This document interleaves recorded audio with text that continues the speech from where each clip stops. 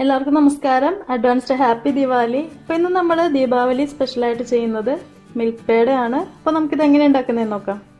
നമ്മുടെ മിൽക്ക് പേട ഉണ്ടാക്കാനായിട്ട് ആദ്യം തന്നെ നമുക്കൊരു പാനിലേക്ക് 3 കപ്പ് മിൽക്ക് പൗഡർ ഇട്ട് കൊടുക്കാം. അതിൻ്റെ കൂടെ 1 കപ്പ് പാലും 1/4 കപ്പ് നെയ്യും കൂടെ ചേർത്തിട്ട് നന്നായിട്ടൊന്ന് മിക്സ് ചെയ്തെടുക്കുക.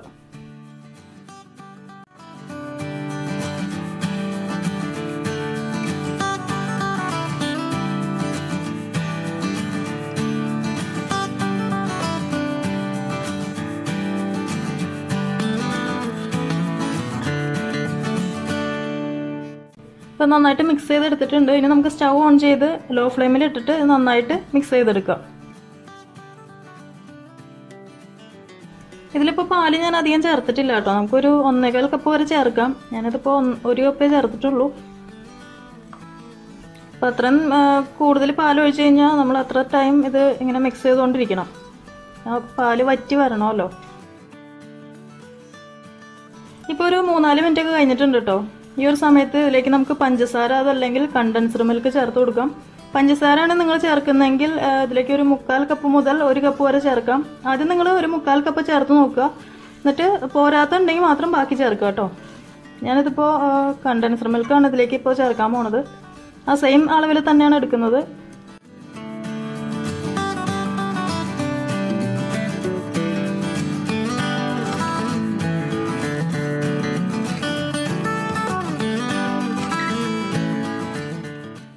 ഞാനിതിലേക്ക് ഇപ്പോൾ ചേർത്തേക്കുന്ന കണ്ടൻസ്ഡ് മിൽക്കിൻ്റെ അളവെന്ന് പറഞ്ഞു കഴിഞ്ഞാൽ ഈ ഒരു അതായത് നെസ്ലയുടെ ഈ ഒരു ടിന്നിൽ ഒരു 1/4 ഭാഗത്തോളം ഉണ്ടായിരുന്നു.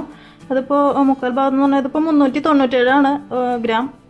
ഇതിലൊരു 1/4 ഭാഗം ഉണ്ടായിരുന്നു. അത് ഫുള്ള് ഞാൻ ഇതിലേക്ക് ഒഴിച്ചിട്ടുണ്ട്. വേണമെങ്കിൽ നമുക്ക് ഈ ഒരു ടിന്ന് ഫുള്ള് ഇതിലേക്ക് ചേർക്കാം.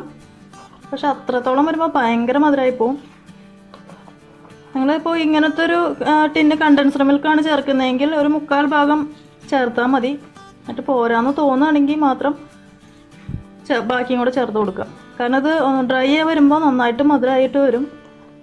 ഇനി ഇത് നന്നായിട്ട് ഡ്രൈ ആയി വരുന്നവരെ കൈവിടാതെ ഇളക്കിക്കൊണ്ടിരിക്കുക. തീ കൂട്ടി വെക്കരുത്. തീ കുറച്ച് തന്നെ വെച്ചാൽ മതി. കുറച്ച് സമയം എന്തായാലും പോകും. നെയ്യ് നമ്മളിതിലിപ്പോൾ ചേർത്തത് അത്രയും പോരാ കേട്ടോ. കാരണം ഇനി ഇതിലേക്ക് ചേർക്കണം. 1/4 കപ്പേ നമ്മൾ ആദ്യം ചേർത്തിട്ടുള്ളൂ. നെയ്യിൻ്റെ ടേസ്റ്റ് ഇതിൽ കൂടുതൽ ടേസ്റ്റ് വരുത്തും. നെയ്യ് താല്പര്യമില്ലാത്തവർ എത്രയും ചേർക്കണം എന്നില്ല. 1/4 കപ്പ് തന്നെ ചേർത്താൽ മതി. ശരിക്കും പേട എന്നൊക്കെ പറഞ്ഞാൽ നെയ്യിൻ്റെ ഒക്കെ ഒരു ടേസ്റ്റാണ് മുന്നിട്ട് നിൽക്കുക.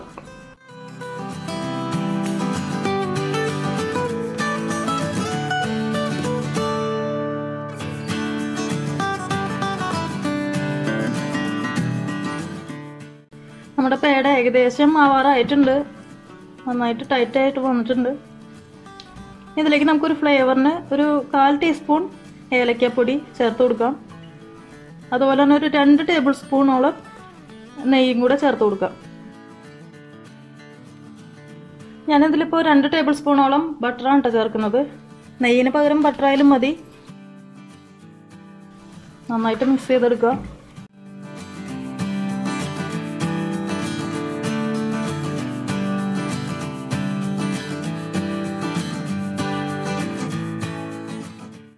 അപ്പോൾ ഏകദേശം നമ്മുടെ പേട റെഡി ആയിട്ടുണ്ട്. നമുക്കിനി ഇത് സ്റ്റൗ ഓഫ് ചെയ്തിട്ട് ഒരു പ്ലേറ്റിലേക്ക് മാറ്റാം.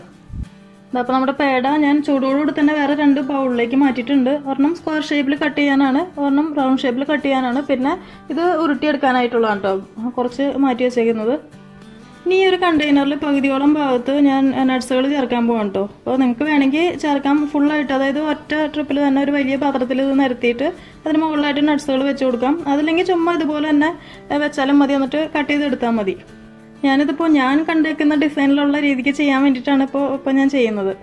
ഇവിടെ ഞാൻ ഇതിലേക്ക് ചേർക്കാനായിട്ട് കുറച്ച് ബദാമും പിസ്തയും മാത്രമേ എടുത്തിട്ടുള്ളൂ. നിങ്ങൾക്ക് വേണമെങ്കിൽ കാഷ്യൂ നട്ട് വേണമെങ്കിൽ ചേർത്ത് കൊടുക്കാം. ഇനി ഒരു പകുതിയോളം ഭാഗം ചേർക്കുക.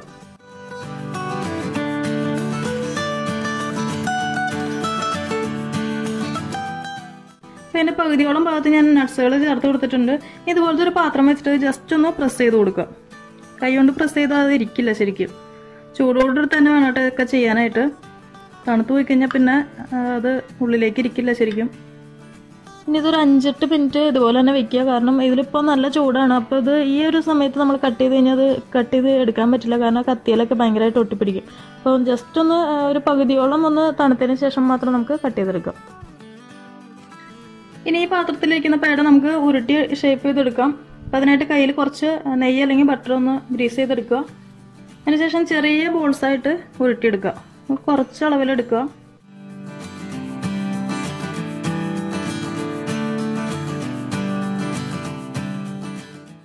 ഇതുപോലത്തെ നിങ്ങളുടെ കയ്യിൽ കപ്പ് കേക്കിൻ്റെ കവർ വല്ലതുണ്ടെങ്കിൽ ഇത് ഇങ്ങനെ ജസ്റ്റ് വെക്കുക. കൈ കൊണ്ട് ജസ്റ്റ് ഇങ്ങനെ ഒന്ന് പ്രസ് ചെയ്ത് കൊടുക്കുക. എന്നിട്ട് അതിൻ്റെ സെൻറ്ററിലായിട്ട് ഒരു ബദാം വെച്ച് കൊടുക്കുക. നിർബന്ധമില്ല ബദാമൊന്നും, നമ്മുടെ കയ്യിലുള്ള ഇതുപോലെ ഇരിക്കും.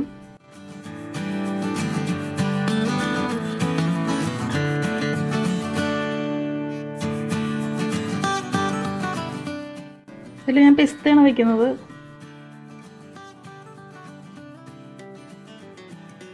ഇനി നമുക്ക് ആപ്പിളിൻ്റെ ഷേപ്പിലെടുക്കാം. അതിനായിട്ട് കുറച്ചെടുക്കുക.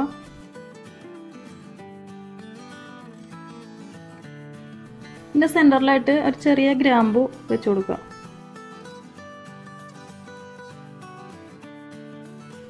ആപ്പിളിൻ്റെ മോഡലിൽ ഉണ്ടാക്കുമ്പോൾ അതിൻ്റെ പണി കഴിഞ്ഞിട്ടില്ല കേട്ടോ. കാരണം ഇനി അതിൽ കളർ ചെയ്യണം. അപ്പോഴാണ് ശരിക്കും ആ ഒരു ആപ്പിൾ ലുക്ക് വരാം. അപ്പോൾ ഒന്ന് ഡ്രൈ ആവണം. അപ്പോഴാണ് കറക്റ്റായിട്ട് അതിൽ പെയിൻറ്റ് ചെയ്യാൻ പറ്റുള്ളൂ.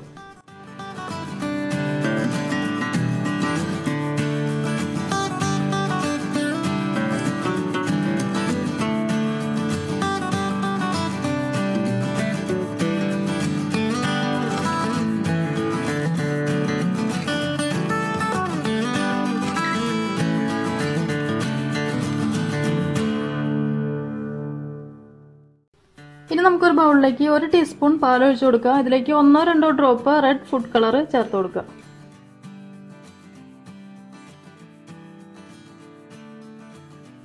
ഇനി ഈ കളർ കൊണ്ട് നമുക്ക് ആപ്പിളിന് കളർ ചെയ്യാം. കളർ കൂടുതലാണെന്ന് തോന്നുകയാണെങ്കിൽ ഇതിൽ കുറച്ച് പാലും കൂടെ ഒഴിച്ചിട്ട് ലൈറ്റ് ചെയ്താൽ മതി കേട്ടോ.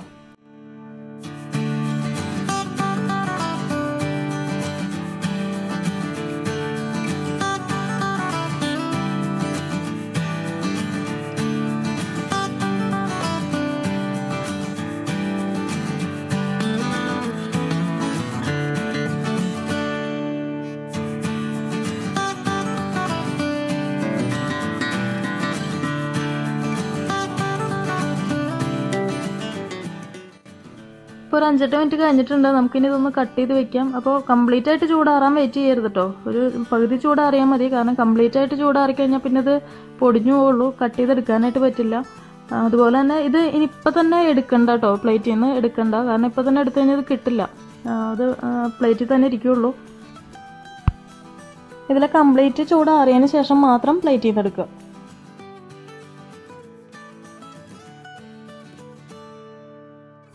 റൗണ്ട് ഷേപ്പിൽ കട്ട് ചെയ്തെടുക്കാനായിട്ട് ഞാൻ ഇതുപോലത്തെ ഒരു മൂടിയാണ് എടുത്തേക്കുന്നത്. ഇതൊരു കുപ്പിയുടെ മൂടിയാണ്. അപ്പോൾ അത് വെച്ചിട്ടാണ് കട്ട് ചെയ്തെടുക്കുന്നത്. നമ്മളിത് ഉരുട്ടിയെടുക്കാനായിട്ടാണെങ്കിൽ ഇതിൻ്റെ പണിയൊന്നുമില്ല. കാരണം അതൊന്ന് ചൂടാറാൻ വെച്ചിട്ട് ജസ്റ്റ് ഒരു ചൂടാറിയാൽ മതി. കൂടുതൽ ചൂടാറാൻ നിൽക്കരുത്. അധികം ചൂടാറി കഴിഞ്ഞാൽ ഇപ്പോൾ പറഞ്ഞ പോലെ തന്നെയാണ് പൊടിഞ്ഞു പോവും, കിട്ടില്ല. അപ്പോൾ ചെറിയൊരു ചൂടിൽ നമ്മൾ സാധാരണ ഇപ്പോൾ ലഡു ഒക്കെ ഉണ്ടാക്കില്ല, അതേപോലെ തന്നെയാണ് ഇതിൻ്റെ കാര്യത്തിൽ. അപ്പോൾ ചെറിയൊരു ചൂടിൽ മാത്രം ഉരുട്ടിയെടുക്കുക.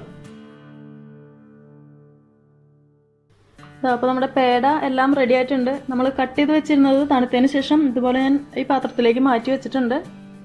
ഞാനിപ്പോൾ 8 ടൈപ്പിൽ ചെയ്തിട്ടുണ്ട്. പക്ഷെ ഞാൻ കണ്ടേക്കുന്ന പേടകളിൽ വെച്ച് നോക്കുമ്പോൾ ഒരു ടൈപ്പിലും കൂടി എനിക്ക് ചെയ്യാമായിരുന്നു. അതായത് ഈ മുകൾ വശത്ത് ഈ ഒരു കളറും താഴെ ചോക്ലേറ്റ് കളറും കൂടെ വരുന്ന ടൈപ്പിൽ, അതായത് ഡബിൾ ഷെയ്ഡിൽ വരുന്ന പേടയും ഉണ്ട്. പക്ഷെ ഞാൻ ഈ എടുത്തേക്കുന്ന അളവിൽ എനിക്കത് കിട്ടിയില്ല. അതും കൂടെ പ്രതീക്ഷിച്ചിട്ടാണ് ഞാൻ ഈ ഒരു 3 കപ്പ് അളവിലൊക്കെ എടുത്തത്. പക്ഷെ അതിനുള്ള പൊടി ഉണ്ടായിരുന്നില്ല. പക്ഷെ അതുകൊണ്ട് കുഴപ്പമൊന്നുമില്ല. കാരണം അടുത്ത വർഷം ഉണ്ടല്ലോ ദീപാവലി. അപ്പം ഞാനിവിടെ ഉണ്ടെങ്കിൽ എന്തായാലും അടുത്ത വർഷത്തിനുള്ളിൽ ആ ഒരു പേടയും കൂടെ ചെയ്യുന്നൊരു പ്രതീക്ഷയുണ്ട്. പിന്നെ അതുപോലെ തന്നെ ഇത് നിങ്ങൾ ശ്രദ്ധിച്ചോന്നറിയില്ല, ഇതിന് മുകളിലായിട്ടൊരു സിൽവർ പേപ്പർ നിങ്ങൾ ബേക്കറികളിൽ പേട വാങ്ങിക്കുമ്പോൾ കണ്ടിട്ടുണ്ടാവും. അത് ഞാൻ ഇതിൽ ചെയ്തിട്ടില്ല. അതെന്ന് വെച്ച് കഴിഞ്ഞാൽ ഞാൻ ഇവിടെ കുറേ കടകളിൽ അന്വേഷിച്ചായിരുന്നു ആ സിൽവർ പേപ്പർ. പക്ഷേ എനിക്കിവിടെ കിട്ടാനില്ല. അതുകൊണ്ടാണ്. അപ്പോൾ അതും കൂടെ ഉൾപ്പെടുത്തിയിട്ടായിരിക്കും അടുത്ത പേട ചെയ്യുന്നത്. അപ്പോൾ വേറെ ഒന്നും പറയാനില്ല. നിങ്ങളെന്തായാലും ട്രൈ ചെയ്ത് നോക്കുക. എന്നിട്ട് ഫ്രണ്ട്സിനും നെയ്ബേഴ്സിനൊക്കെ ഉണ്ടാക്കി കൊടുക്കുക. നമ്മൾ കൈ കൊണ്ട് ഉണ്ടാക്കി കൊടുക്കുന്ന ആ ഒരു ഇത് വരില്ലല്ലോ നമ്മൾ കടയിൽ നിന്നൊക്കെ വാങ്ങിച്ചു കൊടുക്കുമ്പോൾ. അപ്പോൾ ട്രൈ ചെയ്ത് നോക്കിയിട്ട് ഫീഡ്ബാക്ക് ഒന്നും തരാൻ മറക്കണ്ട. ലൈക്ക് ചെയ്യാനും ഷെയർ ചെയ്യാനും. അപ്പോൾ അടുത്ത ദിവസം കാണാം. താങ്ക്